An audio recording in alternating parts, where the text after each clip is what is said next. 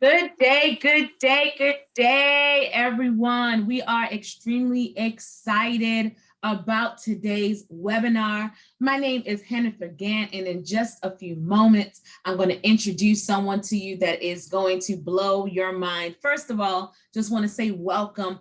Welcome to one of the first webinar series of the Midlife Career Pivot. For professionals over 50, we are extremely excited about the information that we're going to share with you today. Before I get started, I want to let you know that this webinar is hosted by Give Life. Give Life is an outreach organization in the Baltimore, Maryland area with the vision to be relevant to society. Our project centers on the needs of the community and capitalizes on the strengths of a heavy volunteer basis. So we're out there in the community cleaning it up, literally. We have workforce development opportunities, after school programs, green initiatives, you name it. If you want to know more about Give Life, you want to check out welovetoserve.com. Welovetoserve.com. All right, with that being said, let's get this party started. So listen, one of the things that we've been talking about in our career development series is the fact that there's a lot of talk in the marketplace about racial bias. There's a lot of talk in the marketplace about gender bias.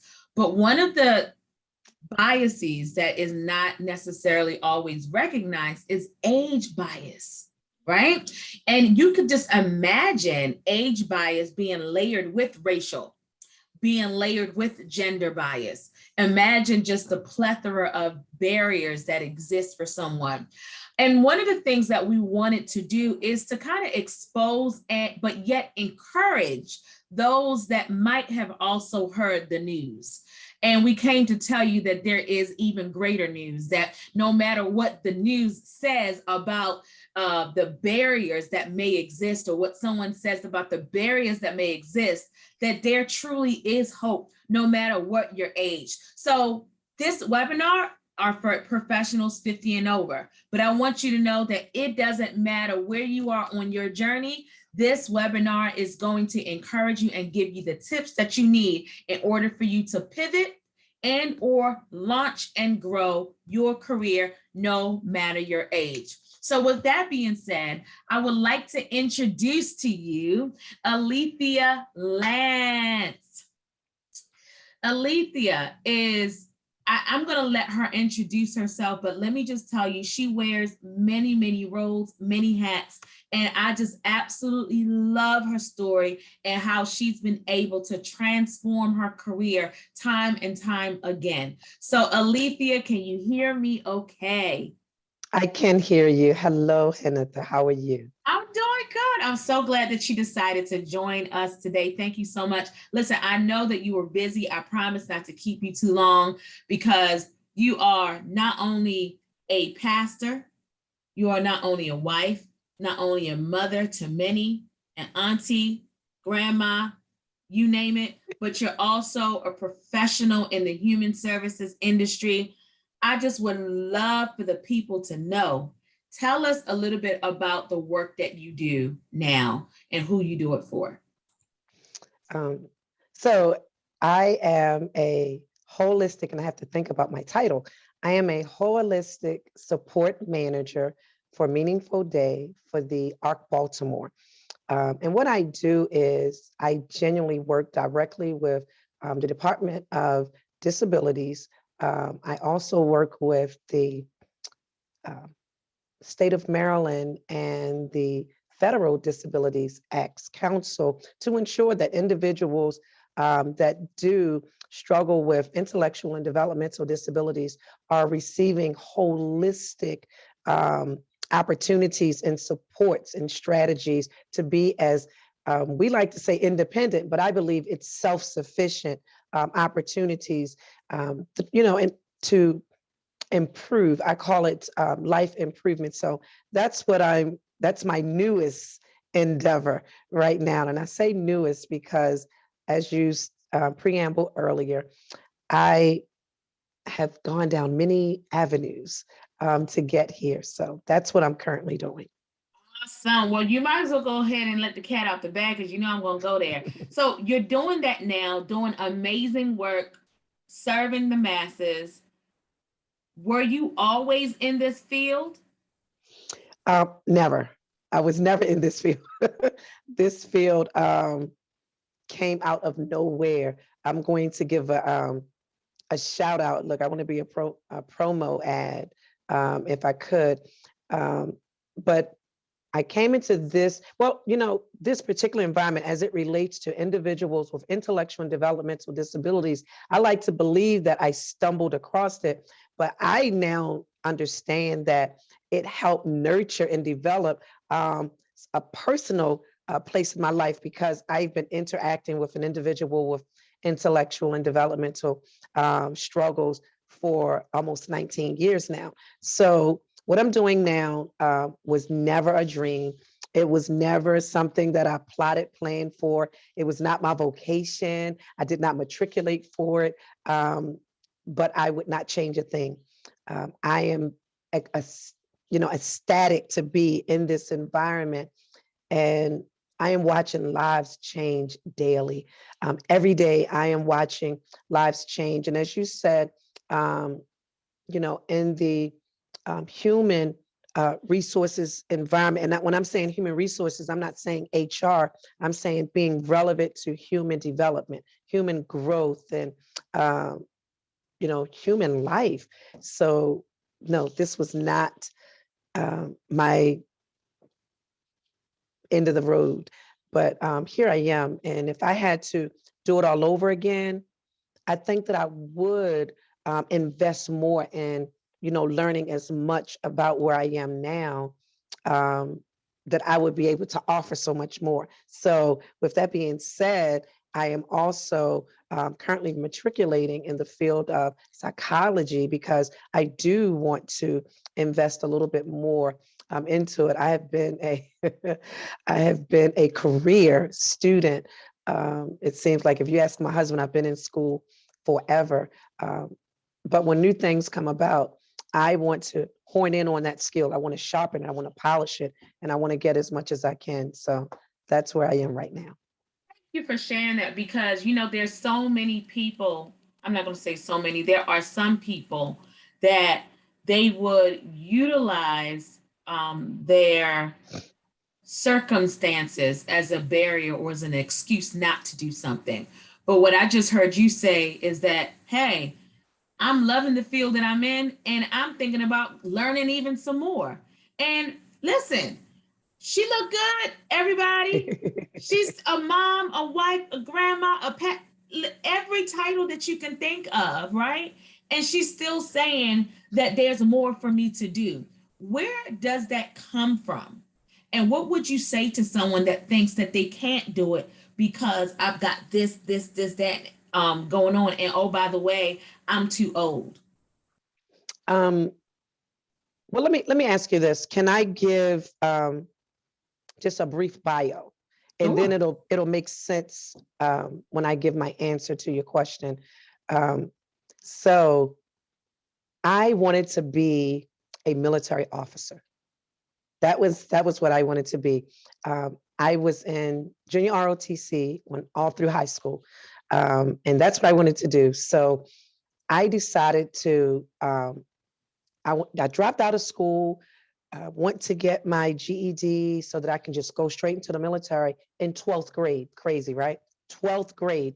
I'm like, no. And I knew that I could be an officer going in because I had been in JROTC. Well, during that time, early 80s, they were like, no, you can't come in here without a high school diploma. They didn't accept a GED. Traumatizing to me, just downright traumatizing. So the next thing for me to do was I went to college and I said, well, I'm going to be a teacher. I used to always play school and I was like, I'm going to be a teacher. And I went to school for early childhood development and education. So that's where I began to matriculate. And then I had an opportunity to work in the school system, and I was with first grade. And I would say, first grade, first grade. No, no, no. So I realized that children was not for me. My minor was marketing. So I got a job in a medical and marketing research firm. I was making really, really good money. And I was very, very young. I was probably only about maybe 19. And I was making really good money. So I stayed there for several years, left there because another opportunity came in the communications field and they would pay my way to go to school. And I was like, okay. So I bumped that and I took this job working for when CMP and AT&T were together, the phone company. And I did that for several years.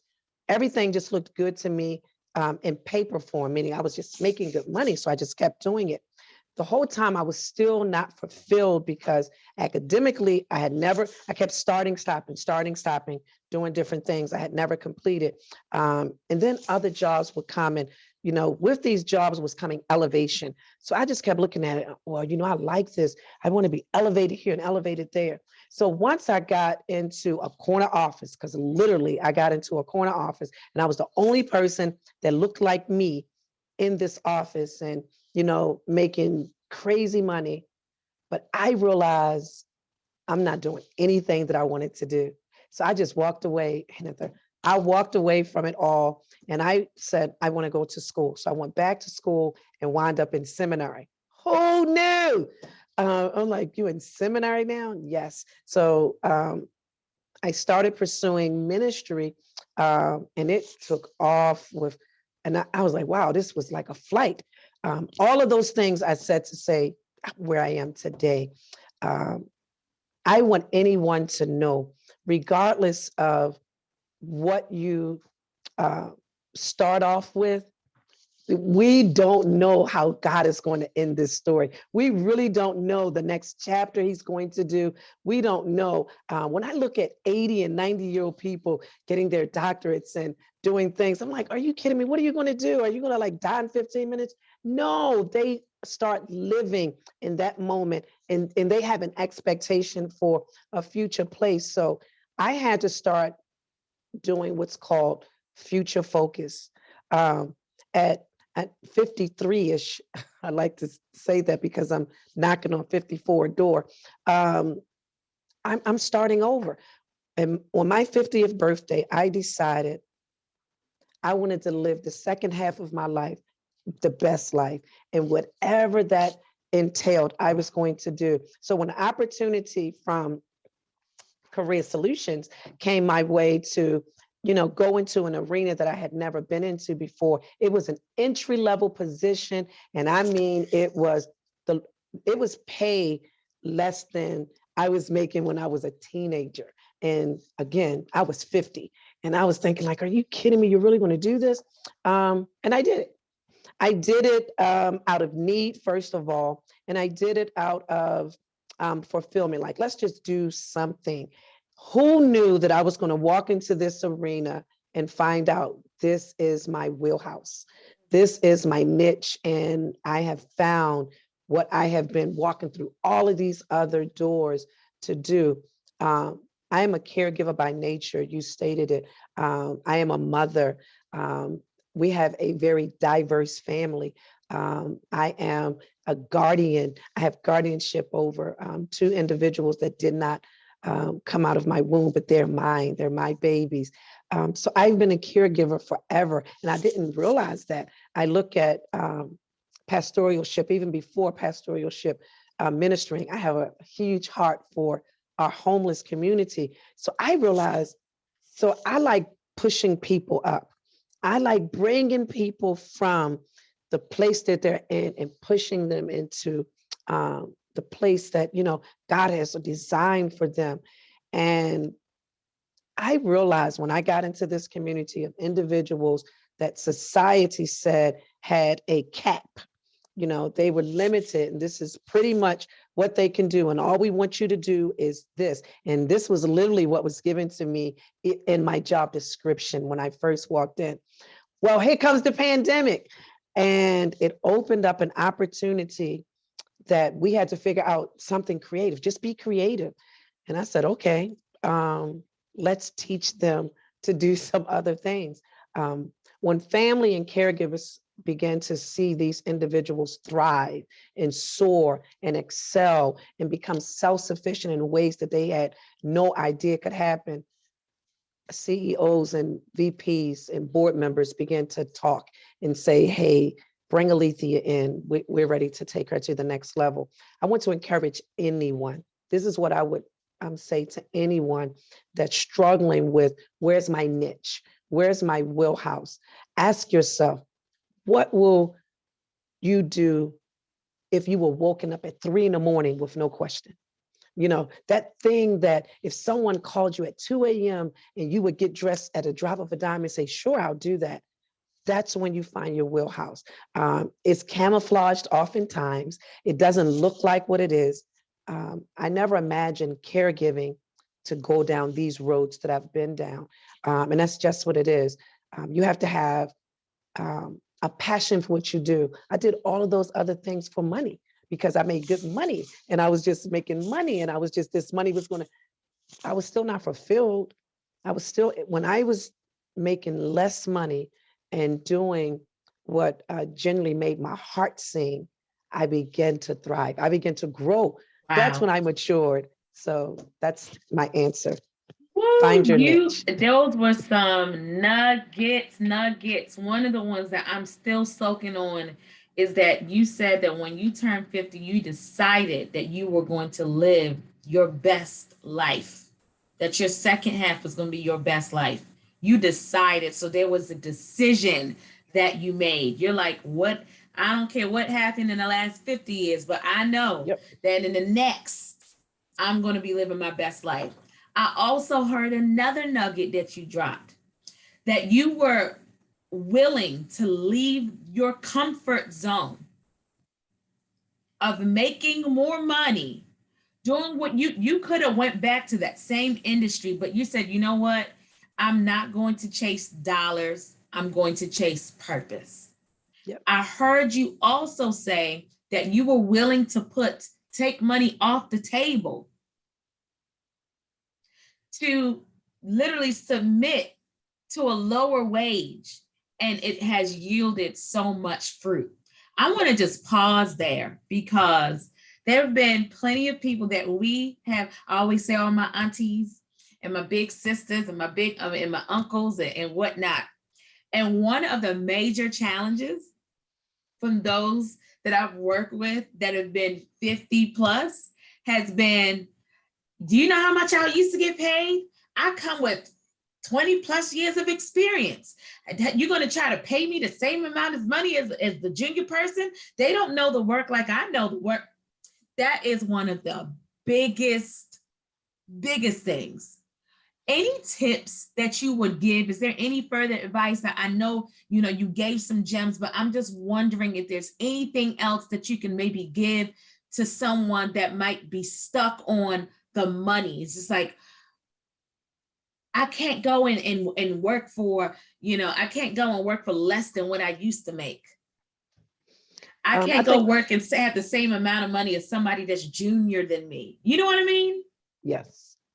I think the tips that I would give is the what, the why, and the when. Um, what are you doing? What are you doing? Then ask yourself, why are you doing what you're doing? And when, will you be able to say, I've capped, I have reached my plateau, and I'm where I want to be. The nugget that I would give anyone is be flexible, be willing to do something new. Steve Harvey says this a lot. Just take the leap, just fall. You have to take the leap. Business owners that I watched, birth businesses and just go, it's a leap. I mean, you genuinely are taking a leap. And I'm not telling anyone this was very easy for me. I had some ducks in a row. I'd made sure my bank account looked a certain way before. When I say I came out, I came completely out and I became a full-time student. So I made sure some things was in order, but I also knew I had to find something that was purpose driven. I want to encourage anyone right now that's saying, I'm not willing to do this junior level. I did a junior level, and guess what? I 2 years, within 2 years, I can't make the stuff up, within 24 months from a junior level, I went way past all of the stairs you're supposed to climb. And I went to my new office on yesterday, and there were some things that were out of order. They went past, get maintenance in here. So what's yours is waiting on you. It's really, the office is waiting on you. The business is waiting on you. You have to decide that this money is mine even up there. I don't know, that the only tip that I would give to people is, you know, if the money burns up tomorrow, what do you leave as far as legacy on okay, here we go. What do I want the dash to be? You know, on your tombstone, it's your birth and it's your death. What do I want my dash to be? I want my dash to be, here's who she was, here's what she did. No one's going to say, girl, she had money. No one's going to say, oh, she had money. Here's what she did. So that's the tip I would give anyone. Oh, What do I you want your love dash to it. be? I love it. I love it. I love it. I hope y'all are picking up what she is putting down, and I hope that you are encouraged. I hope that you are encouraged. You've heard testimonies about it's not about how you start, but it's about how you choose to finish. You are hearing that no matter it, even if you decide to go back to school and figure it out, you can do that. You can start over to do whatever it is that you put your mind to do, no matter what hat you play, no matter what role you're in, no matter where you are financially. There is always a way of escape and prosperity waiting for you. I heard that your office is waiting for you. Somebody need to make that a t-shirt. Your office is waiting for you. So listen, Pastor Alethia, thank you so much for joining us today and encouraging the good people. Is there anything else that might be on your spirit to share? If not, I want to go ahead and just say thank you so much. I know that people were blessed from hearing you today. Thank you so much for allowing me to come.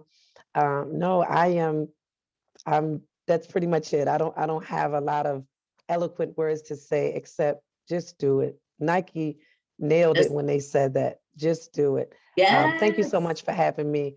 May the Lord continue to bless and keep you. Thank you. Thank you. Have a good one. Thanks again. All right. Oh my gosh, what a story. You heard so much. You heard so much.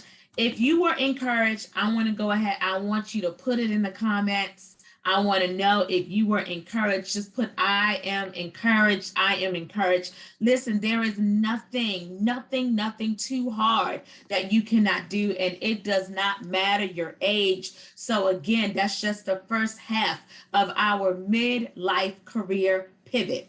All right, so let's talk. Okay, let's talk. Sister to sister, sister to brother, right? Let's talk about a few things though. So my background is in human resources. So what that means is that I hire and or fire for a living. Okay. And with that being said, I get to participate in many discussions about why people are selected and why others are not.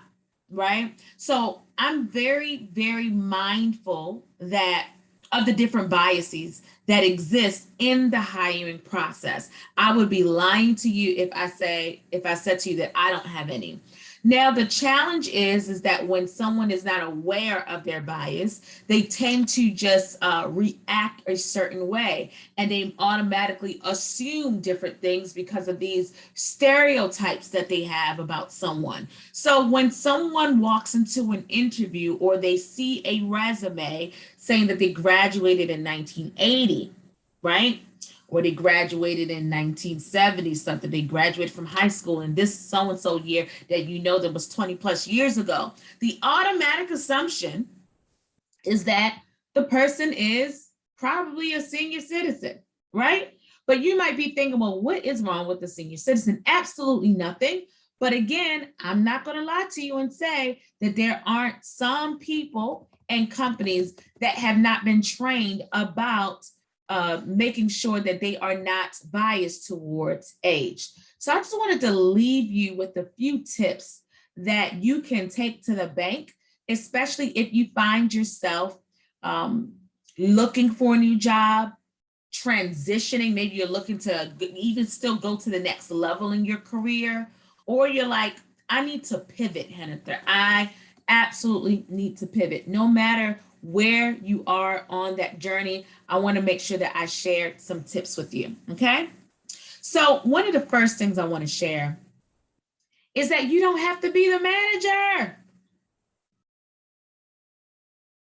You don't have to be the manager. Oh my goodness, I can't tell you that enough. We've definitely coached and counseled several individuals, right, over the age of 50, especially if you've built your career to a point where you've been a leader, to a point where you've been a manager, supervisor, a director, a VP, so on and so forth. As I shared, as Alethia shared before, she was making money, C-suite, and she decided that she was going to take a whole nother route because she realized that while she was making money, she was not working in her purpose and she needed to figure out what that was.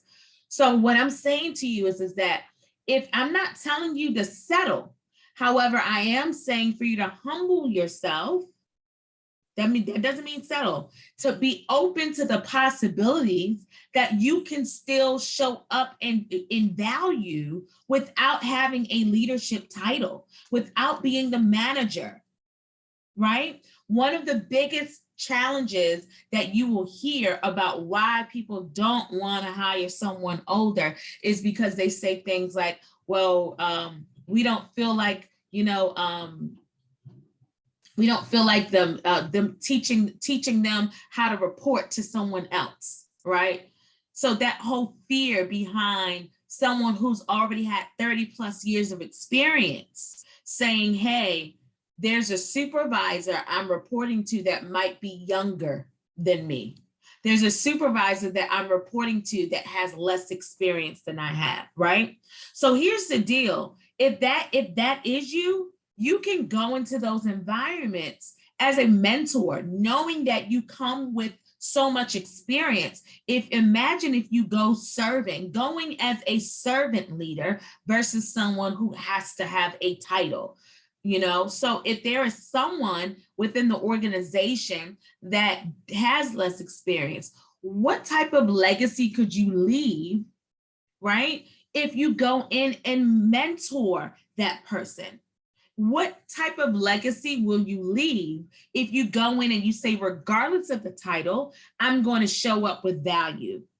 What kind of legacy can you leave, right? Especially in your career, if you go into the workplace, not focused on title and not letting jealousy and bitterness and envy start rising up, but instead you say, you know what?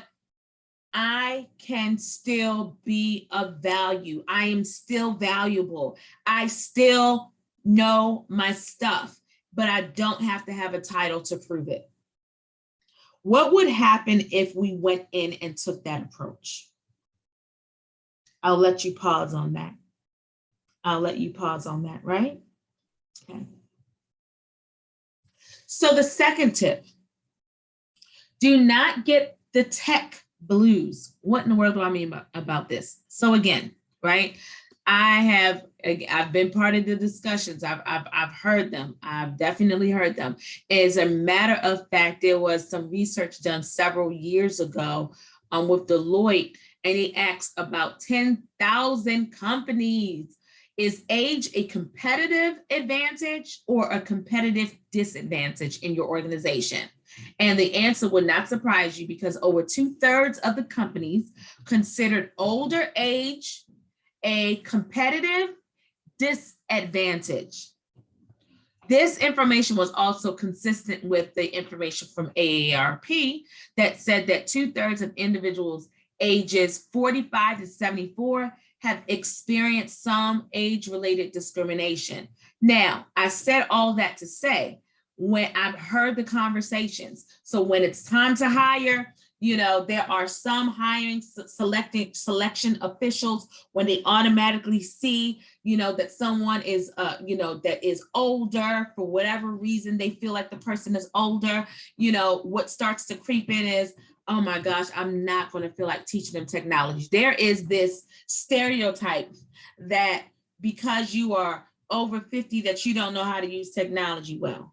And I know that's not the case for everybody. There is just that stereotype. So even if you are not tech savvy, so on and so forth, I want to highly recommend that you get skilled up. Okay. Do not be afraid of technology. I'm encouraging you to embrace it and start removing from your vocabulary. I don't like technology. Start removing from your technology. I don't really know how to do this. And, it just gets me every time. And I need help. Get rid of all of that in your vocabulary, because once you approach something as a barrier will rise up.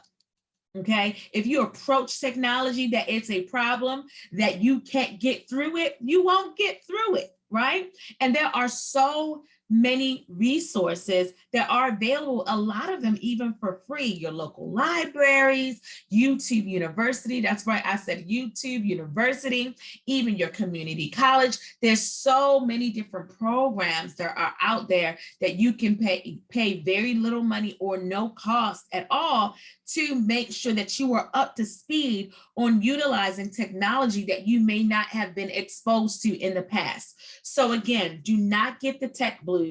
I want you to know that this is a stereotype that people have regarding those that are age 50 and above, okay? And you don't have to fall in that class. You do not have to, all right? So if you need help, there are plenty of resources, and just see who's around you that wouldn't mind helping you, right? Do it on the weekends, an hour or so, just to get your practice in, all right?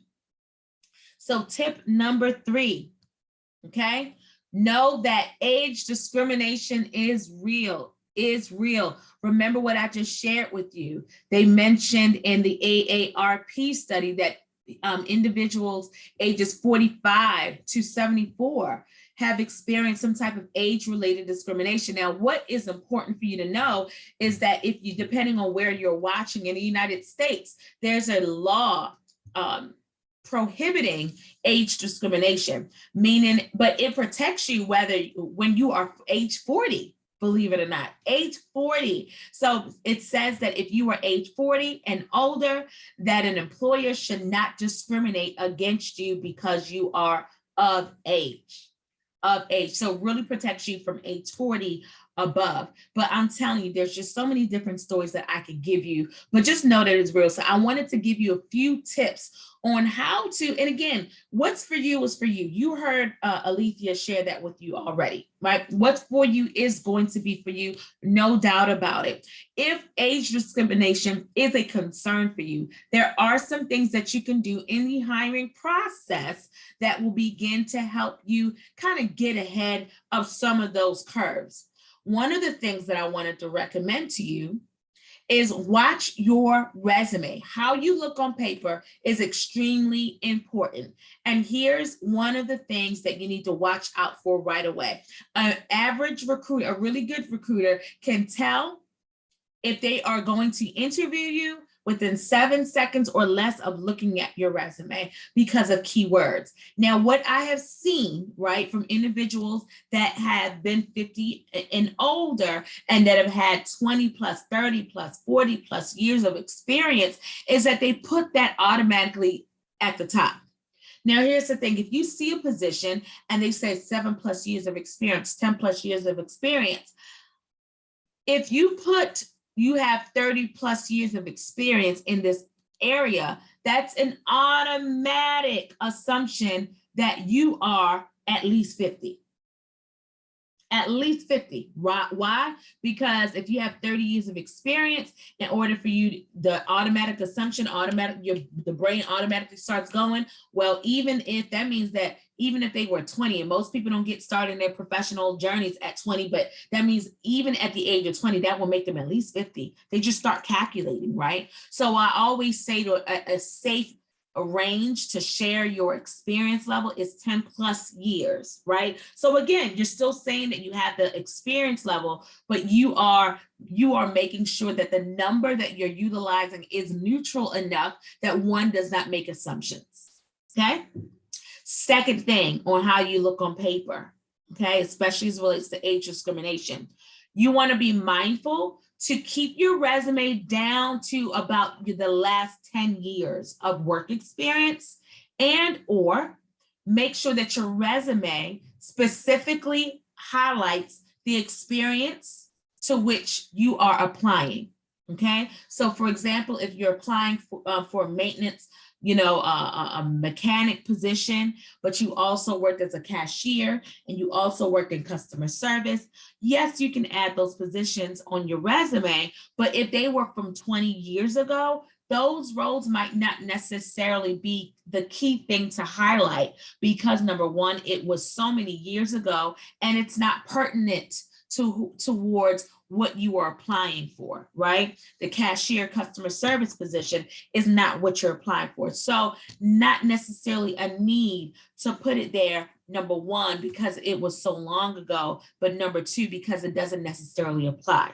So again, you want to keep in mind, you want your first page of the resume to be highlighted with information, with your work experience that directly relates to what you're applying for. And you want to keep your your dates and your the jobs that you've listed. You want to keep that to 10 years. Can you go beyond 10 years? Absolutely. Have people gotten jobs by putting 20 years of experience on their resume? Absolutely. So what's for you is going to be for you. But for those of you that are concerned that age discrimination might be a factor in you getting your next position or anything like that, these are just some quick tips that will remove some of those biases, right? Before someone gets a chance to meet you, okay? Another and last tip I will share about how you look on paper is the fact that there are some people, and I'm here in the Baltimore, Maryland area. I did not get the privilege of going to high school in Baltimore, but I'm telling you what, when I came back to Baltimore for college and I introduced myself to people, they did not care where I got my master's from. They did not care where I got my bachelor's from. They asked me, where did I go to high school? So I totally get it. There are some states, there are some areas, there are some towns, even if you have your PhD in something, they want to know where you went to high school. So I get the reason why some people, especially in Baltimore, put the high school that they went to, but you want to be mindful of putting the year that you graduated, okay? Because again, automatically assume like, oh my gosh, this person graduated in 1978. This person graduated in 1984. This person graduated in 1992.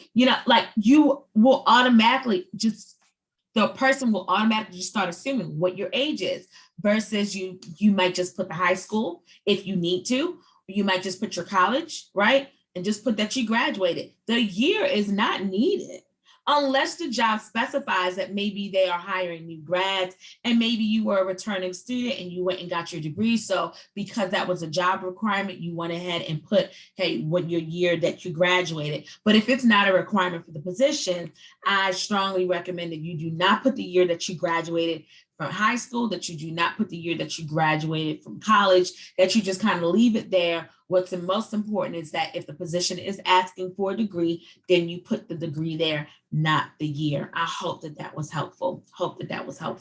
Right? Another piece with age discrimination is when you are beyond how you look on paper, when you show up for the interview, right? You want to be mindful of words that you are using, like, oh, I've been doing this for 30 years. I've been doing this for 20 years. Oh, I've done everything already. I already know how to do all of that. You want to come off, you don't want to come off as being arrogant, right? Even though you know your stuff. Again, you don't want to settle. You don't want to downplay who you are, but you all know what I'm saying. There's a difference between confidence and arrogance, right? Especially if someone is asking you the question. Nothing wrong with answering the question, but if no one asks you the question and you are boasting about how you've been doing this for the last 40 years and nobody can teach you your job, be mindful of that. Be mindful of how you talk about your previous employer. Be mindful about how you talk about the next position that you must have and how you have to have a title, and that's the only thing that you will accept. You will be surprised the types of opportunities that will be presented for someone who shows up with value. Again, going back to that when we first started this second half of this particular workshop. Right? So you just want to be mindful, because in your interview, when you start saying same example, when you start saying things like, I have 30 plus years of experience, they're automatically thinking, well, if they started at 20, they're at least 50, right? And if that hiring manager or recruitment professional has not been trained on hiring biases, they will start to creep up. Okay? Last but not least, I want to share with you all the tip about pay equity. And I'm so glad that Alethia talked to this, because again, everyone has a different situation.